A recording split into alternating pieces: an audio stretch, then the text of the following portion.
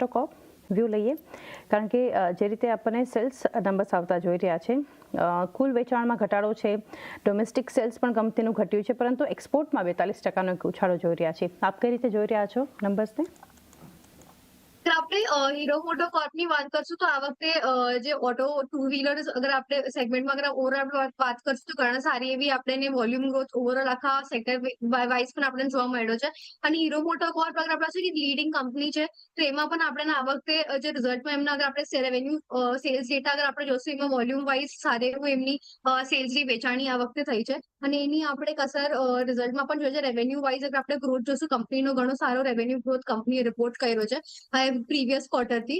અને આગળ જતા અગર આપણે જોશું તો એમનું પ્રોફિટેબિલિટી પણ કંપનીએ ઘણી સારી આવી છે. 15% વાય ઇન્ક્રીઝ કંપનીએ ત્યાં કર્યું છે. અને સેલ્સ કંપનીના આવકના ઘણા સ્ટ્રોંગ રહ્યા હતા, કેમ કે આપણે જે ફેસ્ટિવ ડિમાન્ડ હતી ઉપરથી જીએસટી એની પણ એક આપણે જે રિડક્શન મળ્યું એના કારણે ઘણા બધા કંપનીના જે પ્રાઇઝસ પણ હતા એ કંપનીએ જે કસ્ટમરને પણ પાસ ઓન કર્યા હતા. એના વચ્ચેથી માર્જિન્સ વાઇઝ થોડું અગર આપણે જોશું તો થોડા ઇન્ટેક્ટ રહ્યા છે આ વખતે, કેમ કે એબિટા માર્જિન્સ કંપનીએ જે એમના પ્રોડક્ટ્સ ના જે પ્રાઇઝસ ઘટાડીને કસ્ટમરને પાસ ઓન કર્યા હતા એના વજહથી એમના જે એબિટા માર્જિન્સ થોડા કન્સોલિડેટ થઈ ગયા છે. અને એમાં આપણને એટલી એક્સપેન્સિવ ગ્રોથ નથી આ વખતે જોવા મળી રહી. પણ એક્સપેક્ટેશન છે કે સેકન્ડ હાફ ઓફ ધ યરમાં આપણને સારી એવી રિકવરી સાઈડ જોવા મળે, કેમ કે જે ઘણા બધા પોલિસી શિફ્ટ અને ચેન્જીસ અને ઇન્વેન્ટરી ચેન્જીસ હમણાં આપણે ઓવરઓલ જોવા મળી શકે, જેના વજહથી આપણે નેક્સ્ટ ક્વાર્ટરમાં સારા એવા હજી રિકવરી માર્જિન્સના ફ્રન્ટ પર જોવા મળી શકે છે.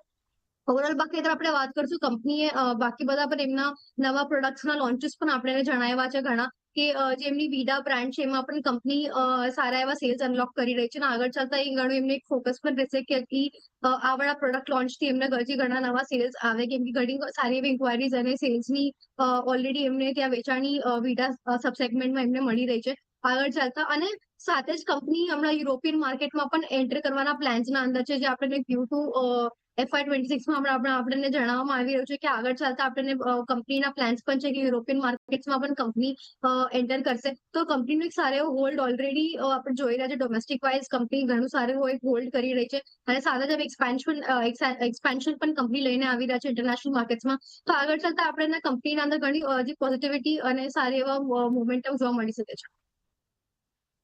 એક વ્યૂ ઓવરઓલ પણ તો જોઈ રહ્યા છે આપણને એક પોઝિટિવ હીરો મોટોકોર્પ પર ખાસ કરીને એ ધ્યાન રાખવું. નેક્સ્ટ